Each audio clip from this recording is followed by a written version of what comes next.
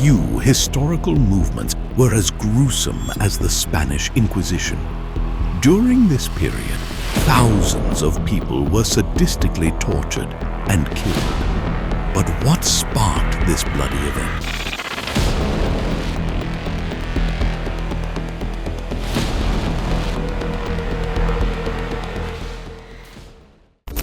Today's video is sponsored by Video CEOs, your solution for engaging video content.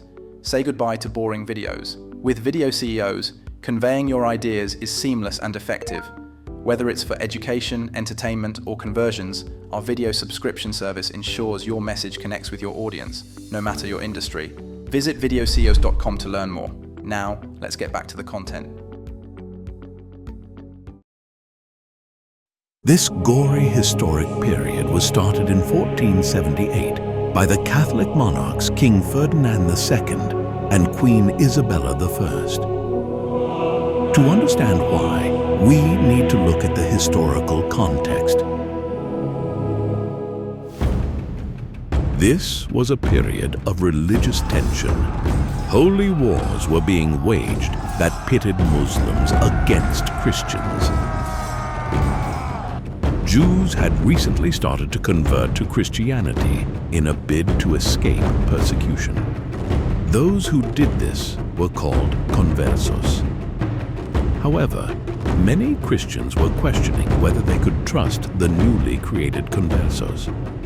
Anti-Jewish sentiment was also spreading throughout Europe, often resulting in violent rallies. But this wasn't the only problem the monarchs had to deal with. The nobility had grown too powerful. Powerful noble families were extorting King Ferdinand. To make matters worse, they needed money to help finance their crusades. The Inquisition would solve all these problems. While their kingdoms wouldn't merge, the king and queen could use the church to create a shared set of rules and values. This would limit the power of the nobility. The Inquisition could steal money and land from heretics. Perhaps most importantly, though, the vicious nature of the Inquisition would keep Christians on side. This would quell rebellion and ensure the public continued to support the Crusades. But the monarchs faced another problem. Pope Sixtus IV didn't want the monarchs to control the Inquisition. He felt that the church should be in control. But King Ferdinand had a plan. The Ottoman Turks were bearing down on Rome. If the Pope didn't give him what he wanted, the king would withdraw his military support. The Pope knew he was outplayed and agreed to let the monarchs run the Inquisition. Everything was in place. The Inquisitor generals were appointed by the monarchs, and they quickly went to work. The Inquisitors would travel from town to town. When they arrived at the local church. There, they would explain what being a heretic meant. They would then ask people to come and confess their sins. It paid to come forward and confess.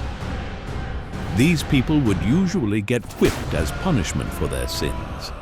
But this was nothing compared to the nasty fate that faced people who didn't come forward. Anyone could nominate someone as a heretic. They didn't need to offer any proof. Naturally, conversos were frequently nominated. Later, Muslims who converted to Christianity and Protestants were also targeted. Once the Inquisitor had their list of heretics, they started investigating. They could find someone guilty if they were caught committing a heretical act. But most of the time, the Inquisitor needed to interrogate them. They used their biblical knowledge to deliberately confuse the accused. Once the Inquisitor had their suspicions raised, they needed to extract a confession. To do this, they used some of the most brutal tortures in history. The most well-known example of this torture is the rack. The heretic would have their arms and legs tied to rollers. The Inquisitor would then start cranking these rollers, slowly pulling their arms and legs.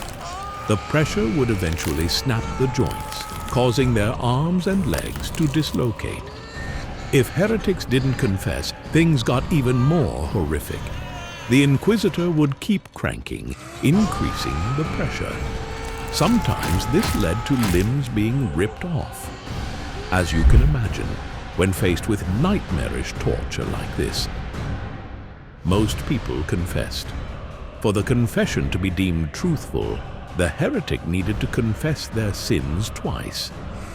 Once during the torture and once after the torture had ended. If they refused to confess, the torture continued. Inquisitors could keep suspected heretics locked up for years. After the accused had been forced to confess, it was time for them to face their punishments. The inquisitor would round up the heretics and burn them alive at the stake. Then they would move on to the next town and start the barbaric process all over again. But the fear of the Inquisition lingered. If someone confessed and then went back to their old heretical ways, the church would abandon them. The congregation could then punish them, usually by killing the heretic. The bloodthirsty Spanish Inquisition would continue for years, eventually spreading from Spain to the New World. In total, it's believed that 32,000 people were executed during this terrible historical period.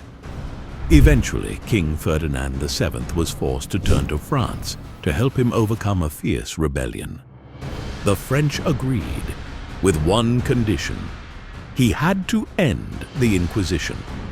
The king agreed, and in 1834, the bloodshed eventually came to an end.